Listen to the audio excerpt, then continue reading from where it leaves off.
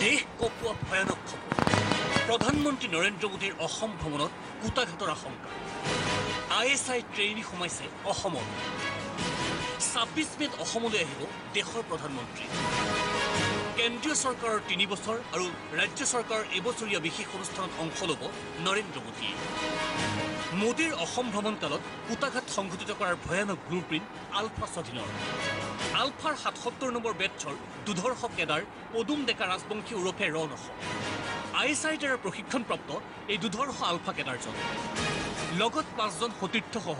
ম্যানমাৰৰ হাউকিৰ পৰা আহি অসম সোমাইছে পদুম ডেকা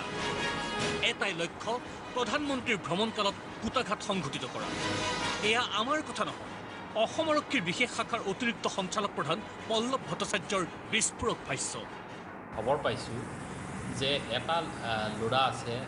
লাঞ্চ কৰ্পোৰেল ৰেংকৰ তাৰ নামটো ৰণ অসম বুলি কয় তাৰ আচল নামটো হ'ল আচলতে Padum Deka Rajbongshi 77 batch trained Myanmar cadre ISI ট্ৰেইনিঙো লৈ আহিছে পাকিস্তানৰ সন্থাৰ লগত হেৰি কৰি তেওঁলোকে ট্ৰেইনিং লৈ আহিছে গতিকে এনেকুৱা ধৰণৰ মানুহ এটা অহাৰ আমি খবৰ পাইছোঁ আচলতে আৰু গতিকে আমি সকলো ছিকিউৰিটি এজেঞ্চিকেতো এলাৰ্ট কৰি দিয়া হৈছে আৰু গুৱাহাটী চিটিকো এলাৰ্ট কৰি দিয়া আছে তেওঁৰ গোটেই ফটো বা ডেছক্ৰিপটিভ ৰোল যিবিলাক আছে সেইবিলাক আমি চবৰ লগতে শ্বেয়াৰ কৰিছোঁ চোৰাংচোৱাৰ সূত্ৰে এই ভয়ানক খবৰ লাভ কৰাৰ পিছত যুদ্ধকালীন তৎপৰতা অসম আৰক্ষীৰ মেইন উদ্দেশ্যটো হৈছে এটা খুব হাই প্ৰফাইল এটা ইভেণ্ট একচুৱেলি এই ইভেণ্টৰ মাজত যদি কিবা এটা কৰিব খোজে গোটেই পৃথিৱীতে এইটো জনাজাত হৈ যাব কাৰণ প্ৰাইম মিনিষ্টাৰে ইয়াৰ পৰাই গোটেই পৃথিৱীক এড্ৰেছ কৰিব মানে গোটেই ভাৰতক এড্ৰেছ কৰিব আৰু ইণ্টাৰনেটো গোটেই পৃথিৱীক হ'ব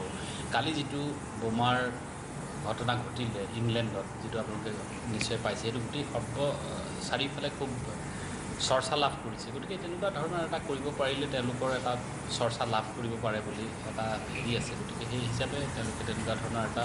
ব্যৱস্থা লৈছে বুলি আমি ভাবিছোঁ কিন্তু তিনিতৰপীয় নিৰাপত্তা বেষ্টনীৰে পৰিবেষ্টিত SPG নিয়ন্ত্ৰণাধীন প্ৰধানমন্ত্ৰীৰ নিৰাপত্তাত অসম আৰক্ষীয়ে জনাইছে পূৰ্ণ সহযোগিতা কি হ'ব ২৬ মেত ISI ট্ৰেইনাৰৰ ব্লুপ্ৰিণ্ট খানবান হ'বনে